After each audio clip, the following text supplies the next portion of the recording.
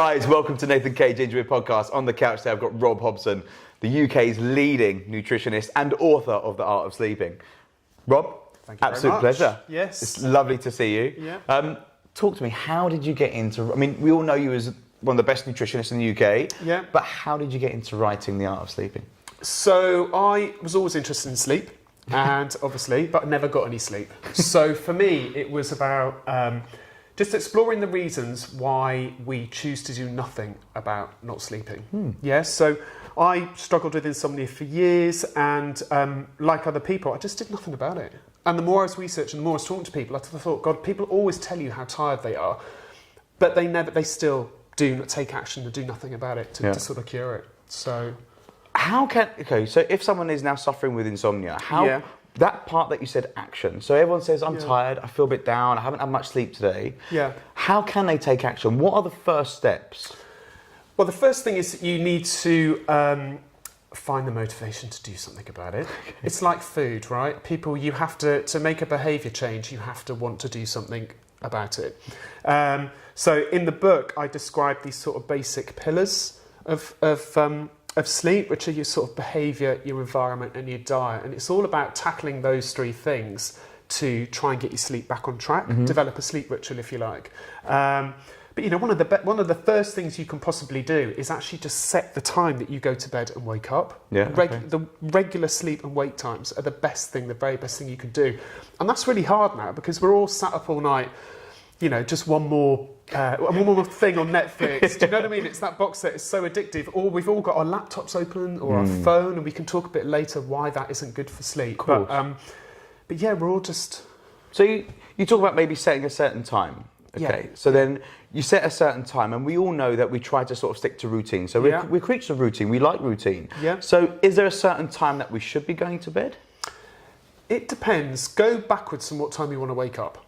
Yeah, that's what I would do. And then go backwards your 8 hours. And if you get 8 hours, brilliant. If you get less than that, then obviously you wake up earlier. But yeah. Is there a myth about this 8 hour rule? Like, not 8 hour rule, but this 8 hour sleep time?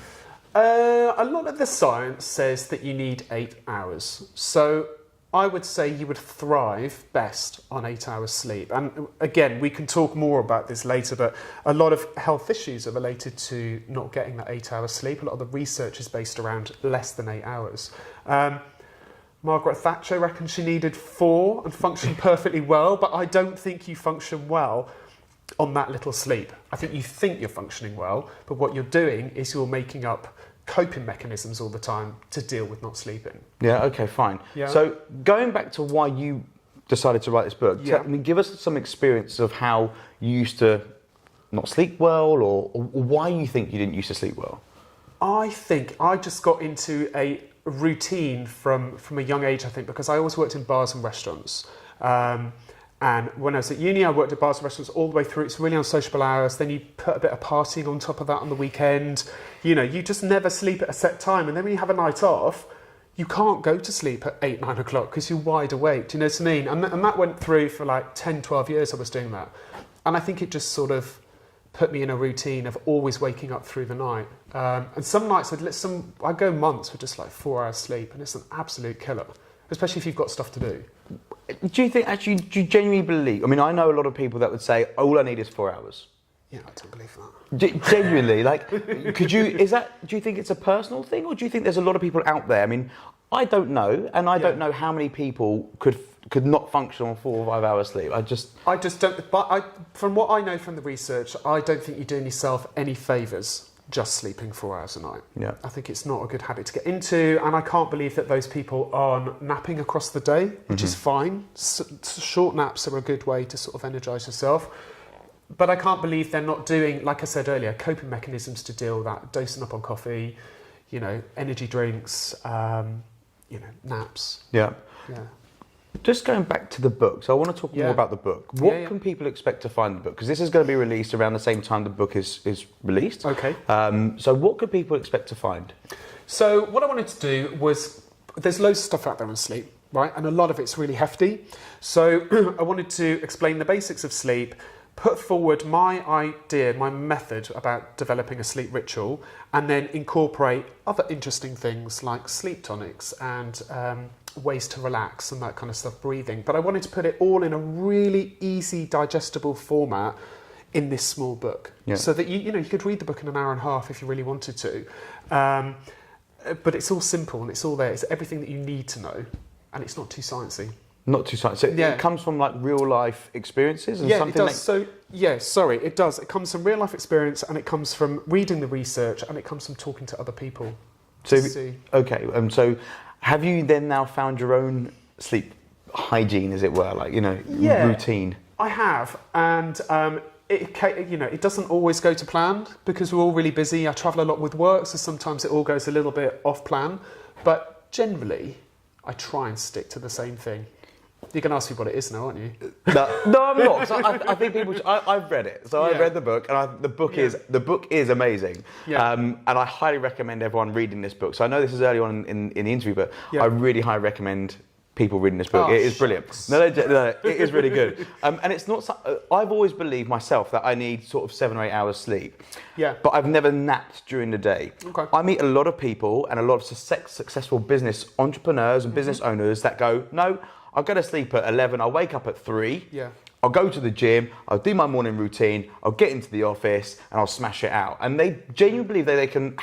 Is that sustainable? I couldn't say for those people, but I don't believe it is sustainable. I don't think you can do that for a really long period of time. I mean, what do they do on the weekends would be interesting to know, because you can't really catch up on your sleep. Catching up on your sleep is just putting your circadian rhythm out of sync. The best thing you can do is this set, go into bed, waking up. So if you're sleeping all weekend in bed, hitting the snooze button, you're not going to feel great on a Monday morning. And I don't know. I don't believe that people can just survive on 4 hours. No, I don't. I mean, you're going to get loads of people absolutely. And the whole point is, I like to have a little bit of debate about this, because if you've got a comment to make, and if you think that 4 hours sleep's enough, and you can have a sort of 10 or 15 minute power nap, which Google recommend to do, but they don't recommend having 4 hours sleep. They just say during the day, if you're tired, you know what? If you feel like you need to nap, have a 15-minute power nap. Yeah. And when I got invited to Google, they did have they had sleep pods. Yeah. But they didn't say don't sleep at night. They didn't say don't have that sleep.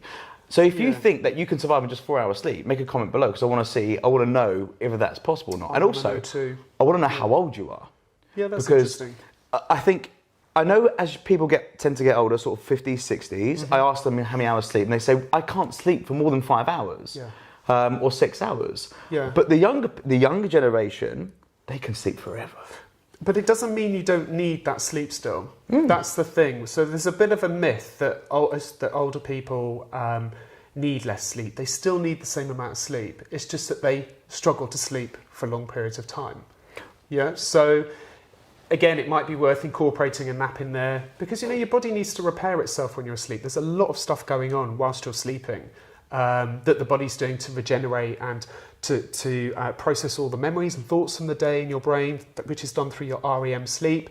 The other stages of sleep, your body's really working hard to repair itself. And that might actually be even more important as you're a little bit older, because there may be more issues going on with your health. So, you still need the same amount of sleep. Going back to just something you just mentioned, REM sleep. For anyone that doesn't know what that is, what is REM sleep? That's rapid eye movement sleep. Yeah, and it's when the body is, the brain's active and the body's quite still, and the brain's sort of processing all the thoughts from the day.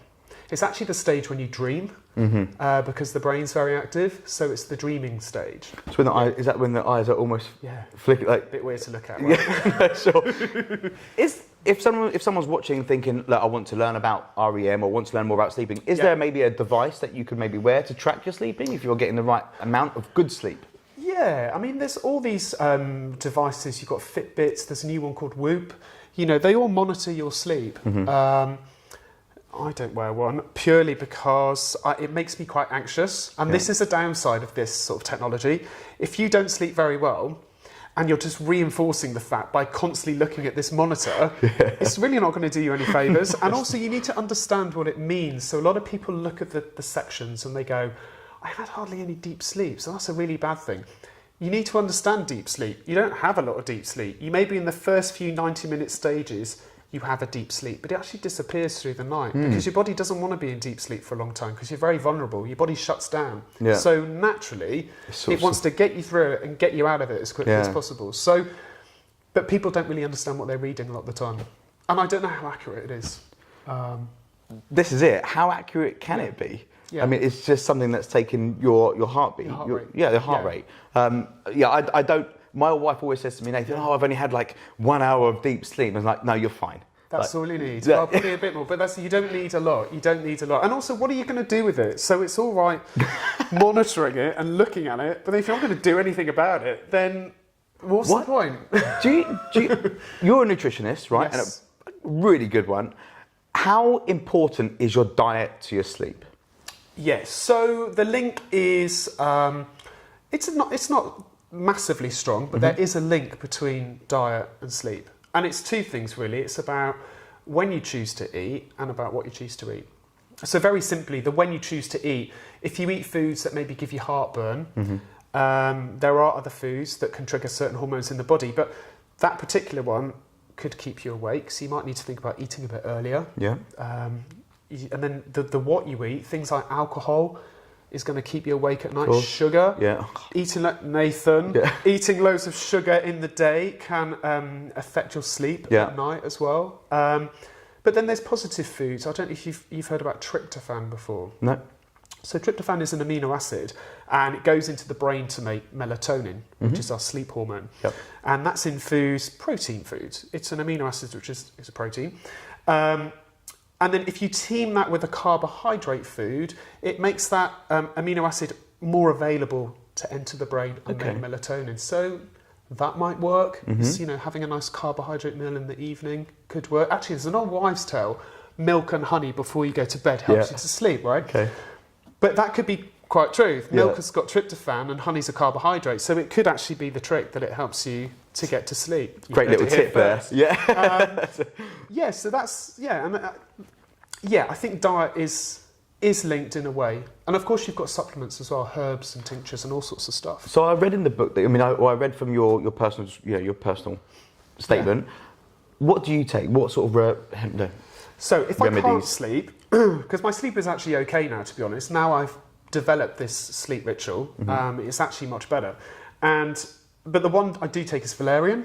So it's a herb, and it comes from hops, and it absolutely stinks. Like, it's really bad. Sounds great. But you just got to chuck it back. But it's mainly for anxiety, but anxiety is linked to sleep, and I think that really helps. Some people take melatonin, which you need to order online from the States.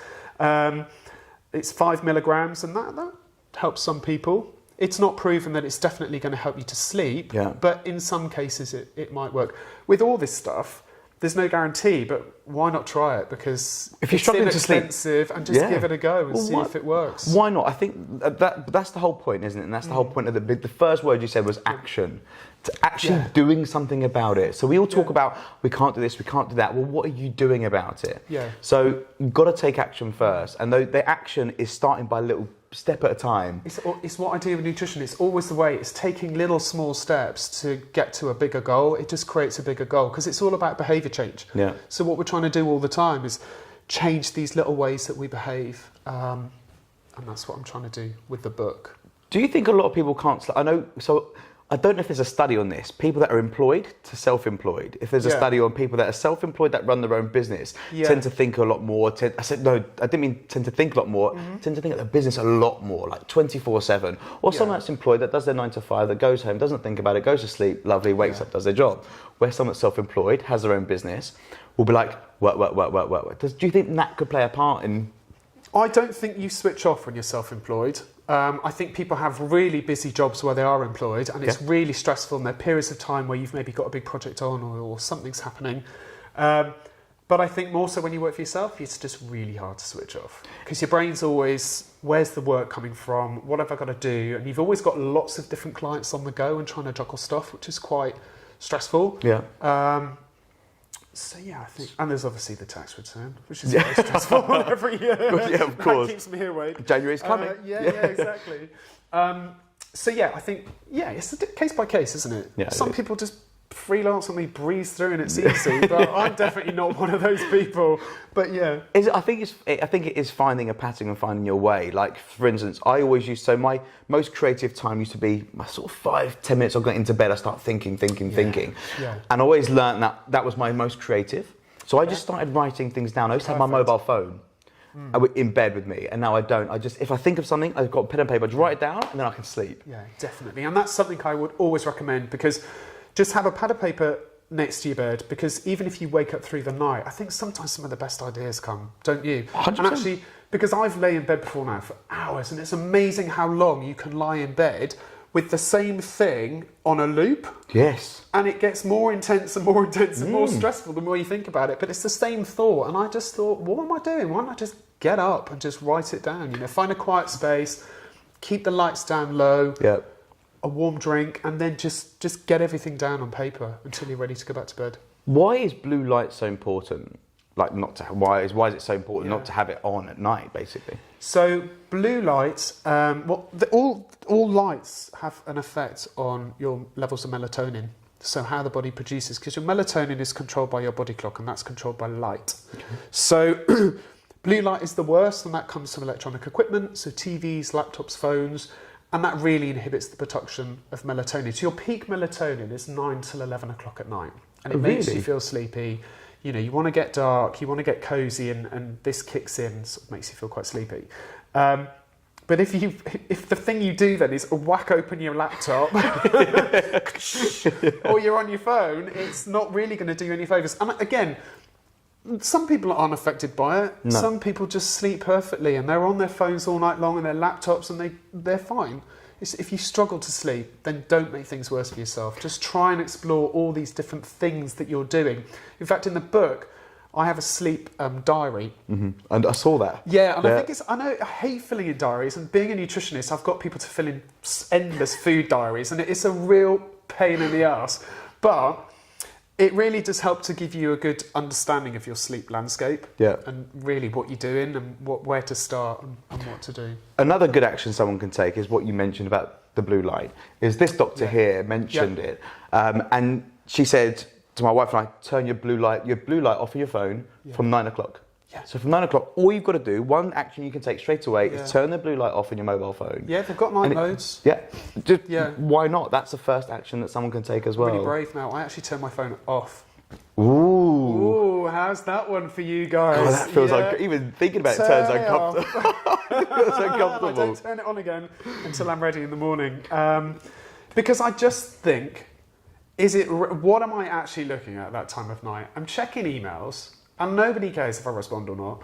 Or I'm looking at somebody's picture of what they've eaten for lunch on Instagram, and it's like, do I really need to look at that before I go to bed? And the answer's no. So I just shut it all down. Do you think it's just a bad habit, people looking at their phones? Oh, flipping heck yeah. I mean, there's a bit of research, and we look at our phones thousands of times a day. You don't realise just how much you're doing it. And you know, it's a cause of depression in kids. Yep. And actually, insomnia in kids is on the rise because they're constantly plugged into their phones. You've got kids that get depressed with the stress of social media and the pressure. They've got all this blue light all night long, and they're not sleeping, so they're not able to concentrate at school in the morning. So I think a digital detox for the whole household would be amazing. Shut it down for everybody so everyone can sleep a bit better. So after 9 o'clock, your phone's gone. TV? I'm a bit of a TV junkie, I have to say. But I struggle not to watch the TV, but I will do everything else in my power to help myself to sleep. I'll keep everything else low, you know. I do change the setting on the TV. I mean, my TV's got this vivid screen, blah, blah, blah. So, which is literally like Wembley Stadium that's just opened up in your living room. But I try and put it on the lowest one, and it's a bit like the setting on your phone. Another action to take then. Because actions today. That's what it says up there. Yeah, it's one of my first thing I believe is taking action. So if you are struggling with sleep, or actually start to do something about it, and a lot of the book has loads of action in there. Yeah, I mean, if you're sat in your living room with the TV on, with all the lights, I've got spots, and a lot of people have spots in their house. Yeah. If you got it all going on, it's really not going to help you to sleep. So and you maybe just never thought about it. You just think the lights are on. Yeah. Just turn them all down, and as a good start. Candles at night? I mean, people try everything from diffusers to candles to... I mean, I use lavender sprays. Yeah, I use those. Yeah. They're great. They're brilliant. Wonderful. And it's, the link with aromatherapy is not that strong, and I think there's a lot more research that probably needs to be done, but it's all to do with your olfactory senses.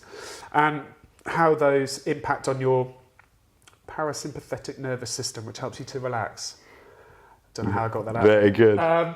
Yeah, so things like lavender, ylang ylang, vetiver, those kind of smells are meant to trigger that sort of calming effect. I mean, I've got it all going. I've got the lavender spray, the candle, the bath oil. Is it true that you change your bed sheets twice a week? Yeah, I do. That is insane. Because I swear to God, you have the best sleep when your bed is... Isn't it?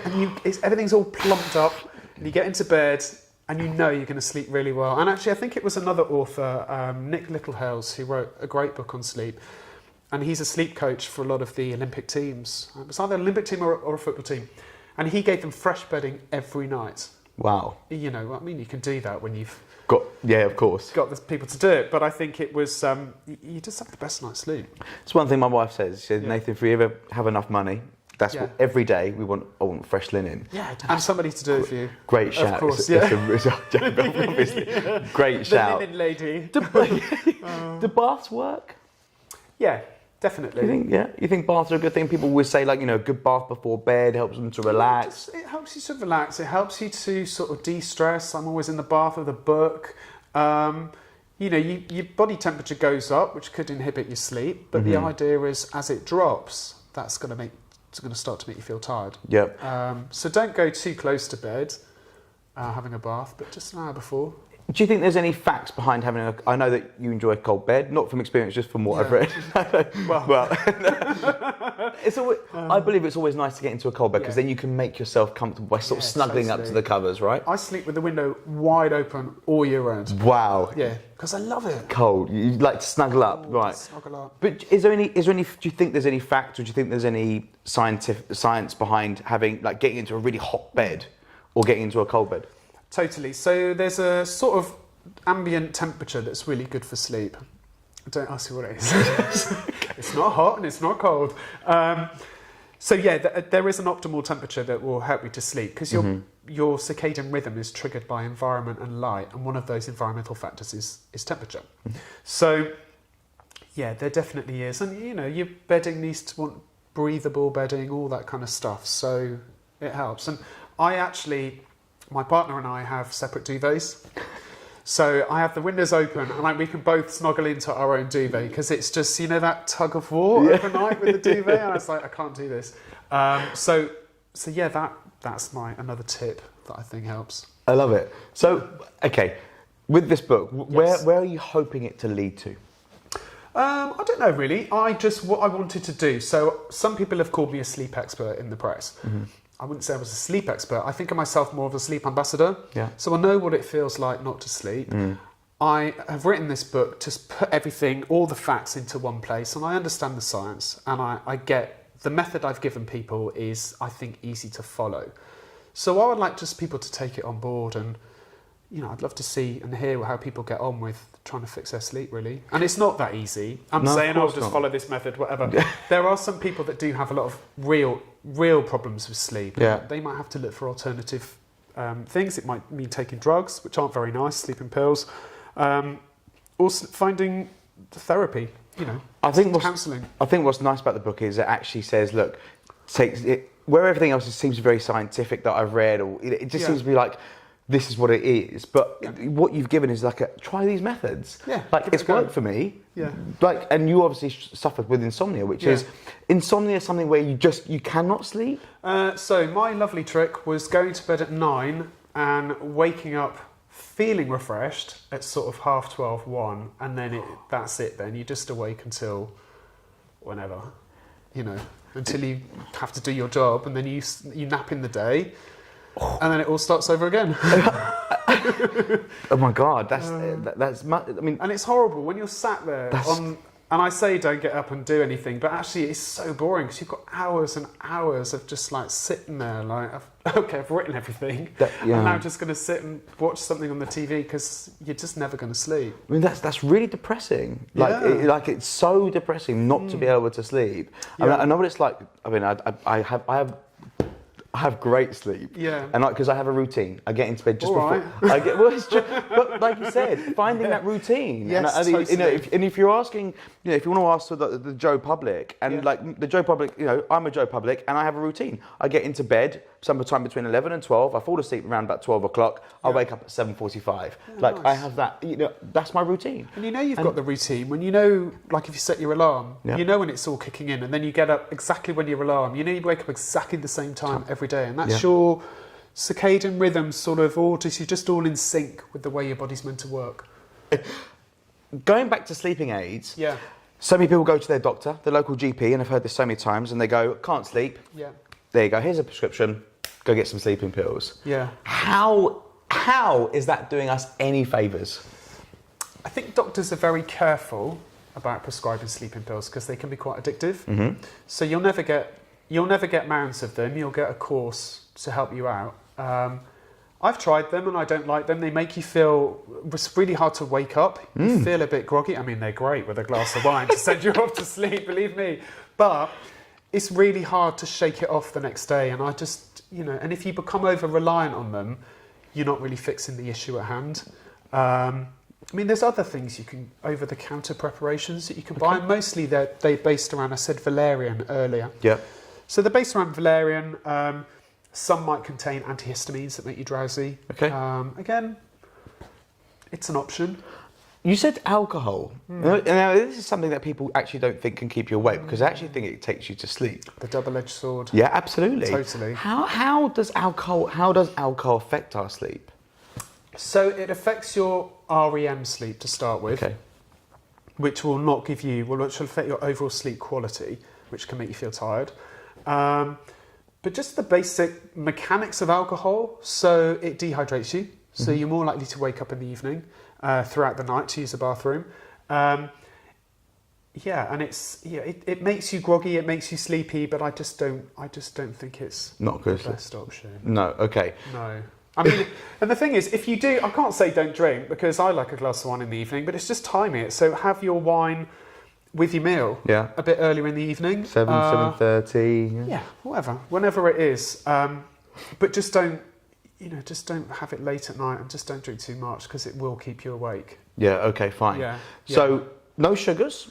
So sugars. It sounds really boring, doesn't it? No sugar, no alcohol, no drugs. Go to bed early, a cup of milk with honey. And I'm 55. Yeah, exactly. How can the older generation, so you said people in their 50s and their 60s, they still need to sleep. What sort of routine? Because I do know somebody in that age, and they always talk about they can't sleep. Yeah. What about earplugs? What about people making noise and stuff like that? Yeah, so I wear earplugs because my partner snores, so which is actually one of the most common reasons why people can't sleep. Yes. Is their other half. So if you've got a spare room, brilliant. Sling your hook. But otherwise, I think earplugs are really, it's so simple, right? Mm-hmm. Get some earplugs. But how many people put up with their other half snoring and don't buy earplugs? It's crazy. And they go, I was up all night because so-and-so was snoring. Well, why haven't you got some earplugs? Just do it. So, so that works. Some people wear eye masks. Yes, eye masks. I often worry that if you're there with your eye mask and your earplugs and anything happens and someone has to rescue you from your flat, you don't look cool, do you? But, no, you don't. But if it helps you to sleep, then I tried some really good eye masks the other day, and that lady just behind you, she bought them on, Sam. Oh, okay. And they're called Love Pop Mask or something, nice. and they heat up. Oh, that's quite nice, isn't it? They're delicious. Yeah, really nice. I tried those. They helped. I don't know why I try all these different things, but I do. Yeah. So earplugs are really good because, like you said, it's not rude. My wife started wearing earplugs because I snore like a trooper, and she couldn't sleep, and she'd be upset. She'd wake up in the morning and say, "You're depriving me of my sleep." I was like, "Fine, do something about it." And at the beginning, I was trying all these different things and my throat and all this, and it didn't work, right? So she said, I'm just going to put earplugs in. Since then, she has the best sleep. I love the way she made you try all that stuff. I tried it all first for me to stop snoring, and then she gave up and said, you know what, I'm just going to wear earplugs. Yeah. And now we both wear earplugs. But do you know what else is quite nice? Why I like wearing them? Because it helps me to sleep, because you can really hear your breathing. And I find that quite meditative. Is that the word? It's quite relaxing, and I like to listen you can focus in on something, and it's a really good way to help you to sleep. Have you ever tried meditation apps? Yeah. I just find it really hard to get into the zone of meditation apps. I'll tell you what I have used that I really like is the noises. So the rain noise I find really relaxing, waves or the crackling fire, mainly the rain. I really love listening to that, and that helps. I tried audiobooks, but you just get too into it. You do? Yeah. And also for this stuff to work, you have to have really comfortable earphones. Yeah. Because if you fall asleep, it's just going to wake you up. So. Are you a deep thinker? Yeah, I do think a lot. And I think that's because I work at home on my own quite a lot. So I'm always in my own thoughts and I'm always figuring out work stuff. So yeah, I do. But it's more work, to be honest, than life. Life, okay. Yeah, try not to take life too seriously. It's hard though. I mean, it is hard. Is there any advice you could give someone out there right now that is struggling with sleep, thinking, do you know what, I want to try these? What would be the first thing that you would do? Apart from taking action, what's the thing that you would actually do? Like, they're struggling with sleep. Yeah. What's the one thing you'd say, definitely try this now, tonight? Let's put me on the spot. I actually don't know. I mean, I would start with anything that's going to relax you. Yeah. Yeah, so keep it really simple. Even if it's having a bath, people don't really bath and shower. A lot of people don't bath and shower before they go to bed. It's a morning thing. So do that. I definitely go home and remake your bed. Yeah. I just try the basics actually of sleep, bedroom hygiene. That's the first thing I would do. Yeah. Open your windows, clear your room, make your bed, and have a bath. Just the simple things, really simple. Because I know that you said that you're slightly messy.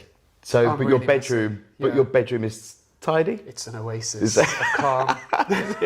But it's true, because how many times do you walk into a room and it's uncluttered and your mind feels sort of free? Yeah. Where you walk into some rooms and it's messy, you think, oh God, what's going on here? Yeah, well, think about it, right? If you walk into a room and all you've got is a bed, it's cool, you've got that smell of lavender, you've got 2 side tables, your bedside light's on really dim, everything's clutter-free, there's nothing under the bed, all the wardrobes are tidy. That is instantly going to appeal to you. It's going to make you feel really calm. The bedding's all plumped up. Makes you want to go to sleep. Yeah. If you walk into a bedroom, and I have to say mine have looked like this over the years, where there's clothes all over the floor, hanging off the back of stuff. There's a crack in the where the light comes through the thing, and it's the lights are on for it. You don't want to sleep, do you? No, sure. You don't want to do that. No. I'm also not a fan of TVs in bedrooms. I think bedrooms should be just for sleep. And? So, well, this is another thing I wanted to ask. Which does help with sleep. Does it? Okay, so how does, your sexual life maybe help with sleep? Yeah, I think it's just a simple matter of it's a stress reliever. Yeah. Yeah, so I think that's all it is. I mean, when I'm there with 2 separate duvets on the bed, there's not a lot of stuff goes on in my bedroom. Earplugs and a mask. Looking really sexy. But yeah, I think it's a very good way. It's just relaxing, isn't it? It's a stress reliever. Yeah. No, so definitely plays a role in helping you to sleep. If somebody is struggling with sleep and they think that I want to contact Rob, what's the best way of them doing that? So you can contact me at through my website, which is robhobson.co.uk. Yeah. Heard it here first. Or go through my Instagram, which is Rob Hobson Nutritionist. Okay. Yeah. So after the book, you're going to try and become a UK sort of ambassador for sleeping? It's quite a grand title, isn't it? I think that what I'd like to do is pursue projects where they revolve around sleep products, or they are in some way offering advice to people or talking in the media about the issues with sleep. Does it have anything to do with your childhood? I don't know, actually. It's quite a good question. I mean, I couldn't sleep as a child. I mean, my mother passed away when I was 6, and I remember after that not being able to sleep. Like, I would have to have someone to put me to bed. Yeah, I mean, I think there's traumas, because my parents died when I was in my early teens. And I think those traumas do affect your sleep, but I think it's more at the time. I'll tell you what does happen when you're a kid, is you're more prone to night terrors. So these are when you are absolutely terrified, you can't move, you wake up, you're screaming, whatever it is you've been doing. So those things, kids are probably more prone to those. It happens in adults as well, but it tends to happen in adults off the back of a trauma. So maybe, yeah, it's a good question. Yeah. I don't know if those things follow you through, unless there's anxieties that you've developed that are still deeply rooted that you've never dealt with. Have you heard of something where your body's asleep, but your mind's awake and you can't wake your body up? Oh, that's the stuff of horror movies, isn't it? No. I have heard, I couldn't tell you too much about it, but it's almost like being locked in, isn't it? Yes. Yeah, it'd be terrifying. Apparently, my wife suffers with it. Apparently, really? her mind's awake, but she can't move her body. Well, that could be. That's sort of what a night terror feels like as well. And the thing is, you're not conscious when you're doing it either. So it's actually terrifying for the person next to you. You suddenly just are alert and screaming or gasping, and then you sort of fall asleep again. Sleepwalking as well. I find it fascinating, sleepwalking. I just think it's, people, it's not good for the person, but people get up and get in their cars and they're totally... They are. Yeah, subconscious. They just get up, get in their cars. My sister said that her friend as a teenager, they found him in his car asleep with no clothes on. He didn't know how he got there. He just got out of bed, got in his car. And no alcohol involved. If you started to drive, it'd be quite scary. That's scary. Yeah. I used to sleepwalk and eat. So I used to go upstairs, eat loads of food from the fridge. That's the common thing. But it stopped when I stopped smoking cigarettes.